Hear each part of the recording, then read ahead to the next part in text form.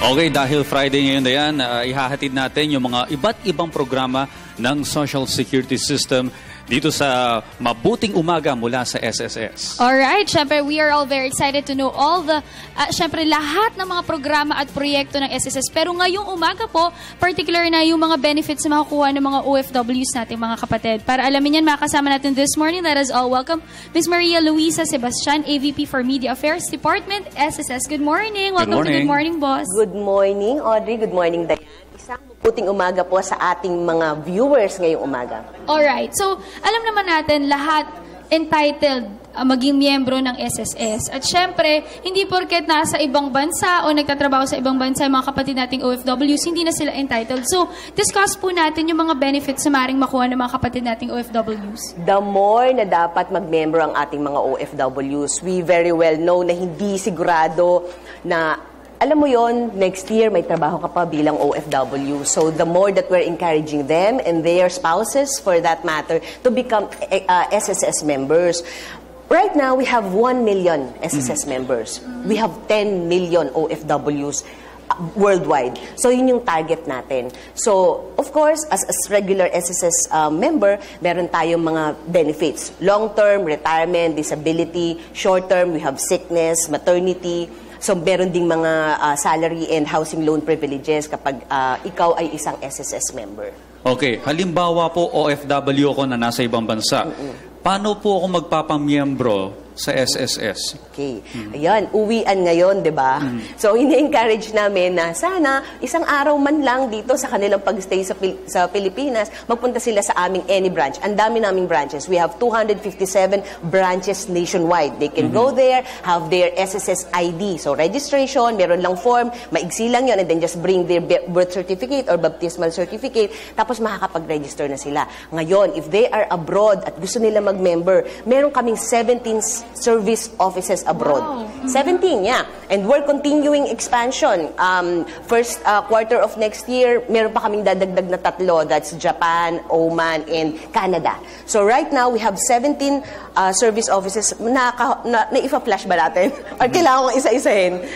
Okay, isa-isahin natin. Okay. Ang aming 17 foreign offices po ay nasa 13 countries. Nasa Hong Kong, Macau, Singapore, Taipei, Kuala Lumpur, Brunei, Macau, Riyadh, Saudi Arabia, Jeddah, Saudi Arabia, Al-Khobar sa KSA, then Abu Dhabi, UAE, Dubai, UAE, Qatar, Kuwait, Rome, Milan, and London.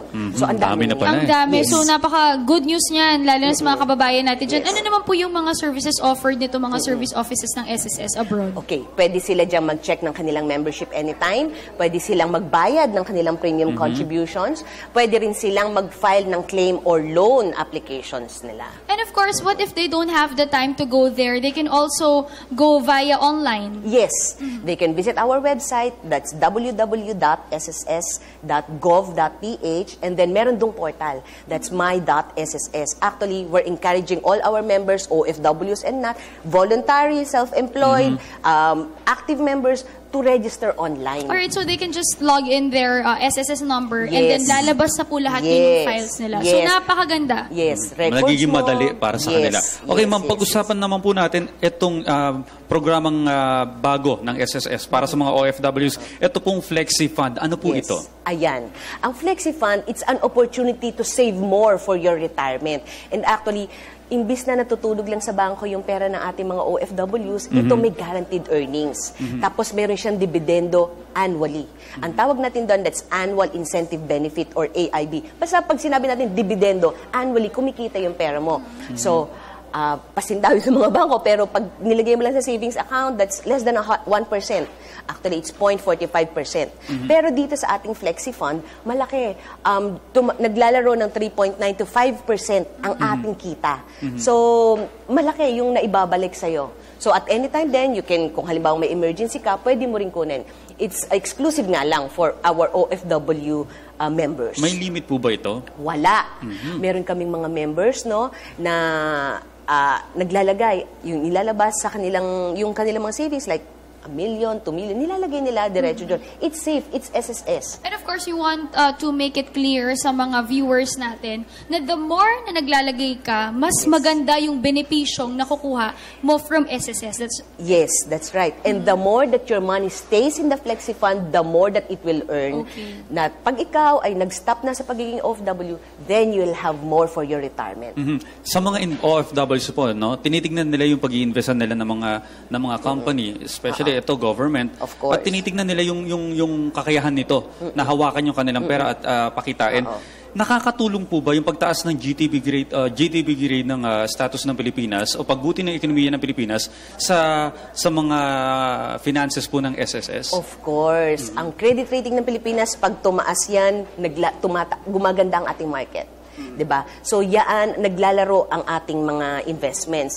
So syempre that's SSS funds. You know, we are a major player in the market. So with 436 billion in total assets, may investable funds kaming malaki. So sumasabay. So kahit nasabihin mo 10,000 yung pera ko dun sa Flexi Fund, sumasabay siya dun sa investable funds ng SSS. So guaranteed na malaki ang kinikita ng iyong money. And of course, it's government. Kaya napakaganda nung we encourage everyone na talagang magmiyembro ng SSS kasi napakaganda ng mga benefits na makuha. Tulad ko, considered as talent, nag-voluntary member ako. Very good. At syempre naguhulog ako habang bata pa. The more na mas bata ka, talagang dapat the more na mag-invest ka at magmiyembro dito sa SSS. And of course, going back dito sa OFWs, meron po tayong contact center sakaling may mga hindi sila maintindihan pa sa SSS. Yan ang maganda dahil we're really focusing on our OFW members. We're really trying to reach out to them. Last September lang, meron tayong bagong tinayong unit specific for them. It's a direct contact point for our OFWs.